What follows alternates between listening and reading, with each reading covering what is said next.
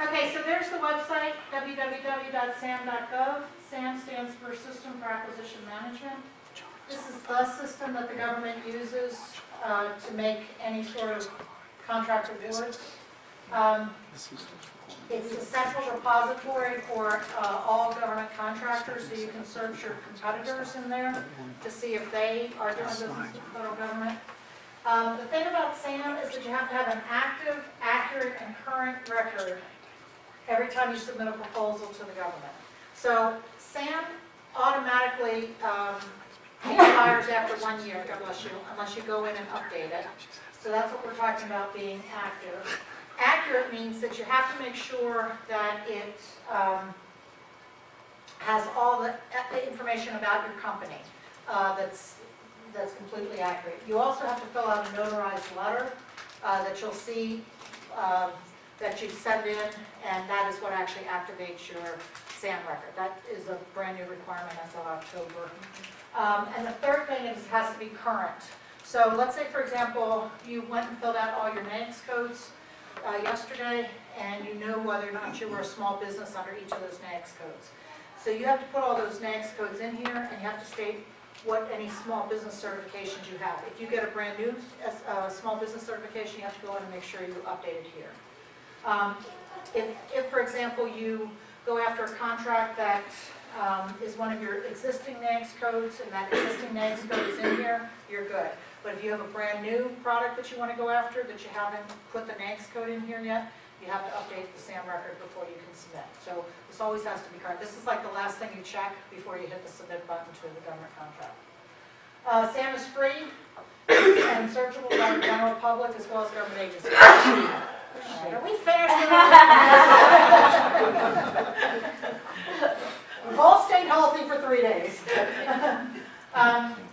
So any government agency can go in and look at the SAM system. Any one of you can go in and look at it without even having a record. You can do that. SAM requires you to go in once a year and verify that there are no changes. But every time you submit a proposal, you need to do that. So typically you don't hit this year mark because you're submitting proposals and you're already checking it. In order to have a SAM record, there's 2 steps. You have to create a user account first, and then you register the entity. These are the kinds of things you need to have before you finalize your SAM record. You have to have your company tax ID number. If you don't have one, you can get one through the IRS. I'm sure you all have one at this point. There's the notarized letter that I mentioned. So there's a template that's found in SAM, and you take that template and you copy it on your company letterhead, and you have to sign it in the presence of a notary, just so that they know that they're dealing with you, because your company will be allowed one person who can actually make changes to the SAM record, so you want to make sure you figure out who that should be in your company and accordingly. Your cage code, the system will supply one to you for each location you conduct business. So if you say you're just in southwestern Virginia at this one location, then you only have one cage code. But if you're in multiple locations, you'll have multiple cage numbers. A DUNS number, as you register in SAM, like overnight when it processes, they will send you a DUNS number. It usually takes 1 to 2 days. Or you can call them and they'll give you one over the phone. The only thing I want to mention is that you're pursuing federal business, because they'll give it to you for free.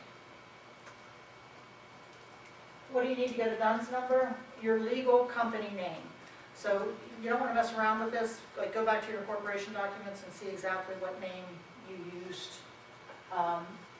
Your trade style, meaning do you have any like doing business as, like my company's registered in Delaware because I have a beach house there and it's better tax situation, but then you can also do business in other locations. Your physical address, your mailing address if it's a separate address, your telephone number, contact name. The system still says SIC codes, which was standard industry classification. That used to be the former name for NAICS code, so just put your NAICS codes in there. Your number of employees at your location, the headquarters name and address, if there's a reporting relationship to a parent corporate entity, or if it's a home-based business. These are all the things they ask you about. So when you go into SAM, it requires just general information about your company. And so SAM was created to consolidate several of the old governance systems. So we used to have a central contract register system that just you had to have if you were even going to talk to the government. That's now incorporated in SAM. They used to have a what they called reps and certs, representations and certifications. They called it the ORCA system, online representations and certifications. Because in the old days, what used to happen is if I submitted a proposal to the Department of Justice today, I had to get all their reps and certs and sign them all in ink and submit them with the proposal. And then if tomorrow I did one for DOD, I had to get the exact same reps and certs, sign them all by ink, and send them in. It just got to be a pain in the neck. So now they've come up with the online system, and now they've merged it into SAM. So it will ask you your responses to terms and conditions as you go through this, and you just check yes or no. Who are the authorized personnel in your company? In other words, who should they contact for billing questions? Who should they contact for delivery order type things? They'll ask you each of these different points of contact. You just need to identify. You can have the same person play multiple roles. You're always able to go in and update the information to ensure that it's current, accurate, and complete. And again, you don't have to do the entire registration at one time, so if you want to get started on it for 20 minutes and come back to it later, you can do that. As you get new certifications, if you choose to do that, you can go in and make changes to the system.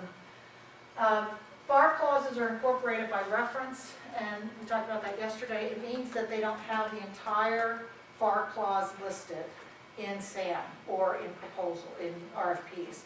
Instead, what it means is that it just gives you the FAR reference number, the title, and the date. So all you need to do is type in that FAR number into your Google search engine, and it'll pull up, just type FAR and the number, and it'll tell you exactly what it is. So just read through those FAR clauses before you agree to them. This is also a website, www.acquisition.gov, and all the FAR clauses are there. So you can either Google them or go to this website and find them. Any questions so far? I just renewed our SAMs. Uh-huh. I know you said they're good for a year, Uh-huh. but when I renewed it, it gave me the option for like 1, 3, or 5 years to renew it by, for like the payment of it. When did you do it? Last week. Yeah. After October, I think now that they have this notarized letter, they're letting them go longer. Okay. Yeah, because in the old days, they used to just like kick you out of the system. If they sent you a renewal, you didn't renew. So the fact that they have a notarized letter now, I think is what allowed them to do that. Okay. But you had to pay a payment? You shouldn't have to pay.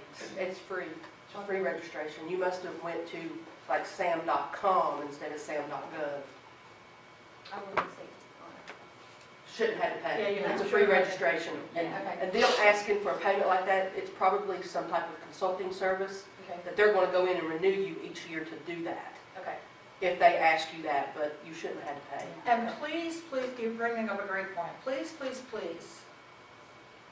there are a lot of hucksters that are trying to get to your information and trying to get you to hire them as your consultant. And their websites look exactly like government websites, and it's very confusing. And quite honestly, for as long as I've been in this business, when I set up my SAM record, I was inundated. And this one, I thought for sure it was the government. And I picked up the phone and called them, and I said, "Are you a government agency?" And they stuttered, "Oh, we can help you, we can get you." Because what they'll do is they'll say, "Oh, we can get you lots of money in government contracts," and they're constantly bombarding you with that. And the reason why you're getting those bombardment is there's a question in here that says, are you okay with making your information publicly available? So if you want it's ideal to have other people be able to find you here, which is why I always say yes to that question, but it does open you up to all the people who are trying to market, so just ignore all of them. But I'm telling you, when I first signed up this past time with this new company, I must have gotten 100. Yeah, sounds like maybe, yeah, because you shouldn't have to pay anything. Okay, so this is what it ends up looking like. You have an entity overview, an entity registration that requires your core data. Here's the core data kind of stuff, the name of your company, type of organization, when did you update it, is your registration active. Here's the activation dates from 10/2/18 to 10/2/19. Any active exclusion records, the answer is no. And what it'll do is it'll just ask you for these various pieces of information. And what your business start date was, what your fiscal end close date is, so I close on December 31st, what congressional district you're in, your corporate URL, your initial registration date, submission date. So all this stuff gets put in based on when you work, all your address information. Here's your page code, it'll assign one to you. Does this entity have any predecessors? Yeah, this is just my own company. Where is it incorporated? Here's the different entity types. It's a for-profit, it's a corporate entity, it's a women-owned business, it's a women-owned small business. It's eligible for all awards. Do I accept credit cards? If you accept credit cards, that's a good thing. I don't at this point. Here's my cage code. The electronic funds transfer, so when the government pays me, it goes right into the checking account for my company.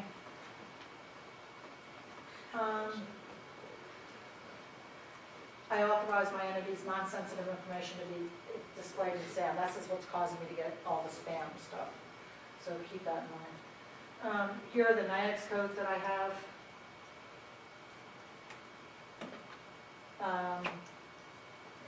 Some size metrics worldwide versus location, I didn't put that in yet. Do you wish to enter, EDI is the electronic data interchange, so an antiquated term, but basically online processing. Do you wish to be included in the disaster response registry, which means that if we have a national crisis and they need to just get companies in to do stuff quickly, so I suggest to that. Does your company require bonding to bid on contracts? I don't, but probably many of you do. What geographic areas do I serve? Delaware, DC, and Virginia. Okay, so these are examples of FAR clauses, and what I would do is look up each one of these and just read through it. Prohibition on contracting with inverted domestic corporations, terms and conditions, veterans employment reporting requirements. You'll see each one of these. And, you know, you can't use people that have been involved in human trafficking on government contracts. You know, again, they're not trying to preclude you from doing government business. Just read through these so you know what you're stepping up to. And there's more. And there's more. And there's more. And there's more. And more.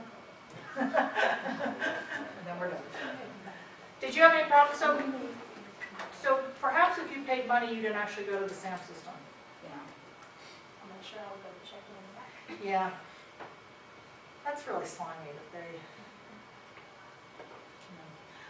Yeah, so that's probably why they were asking the 1, 3, and 5, because they want you to just keep letting them update the record. You know? And basically, you're paying them to do what you provide them all the information to do anyway. The system's really straightforward. There's also a SAM phone number that if you have any questions, they're happy to help you with. Any questions about SAM?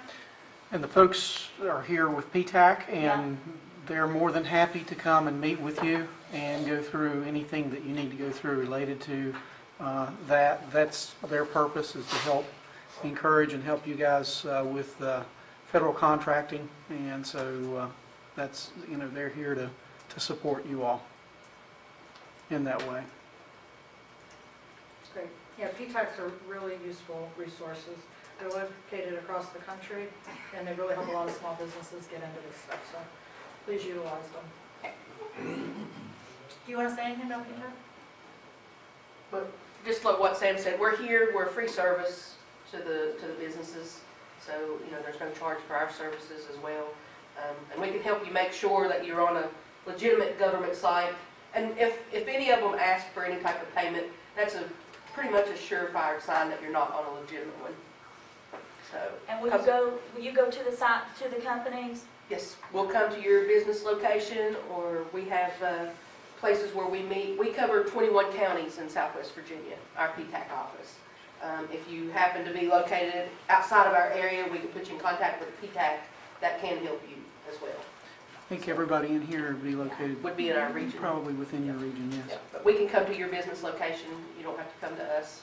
Just let You us want to know. talk about some of the services you provide? Well, we help with the registrations, Sam. We do the state registrations to get you registered in EVA, help you set up that profile to, find your NAICS codes.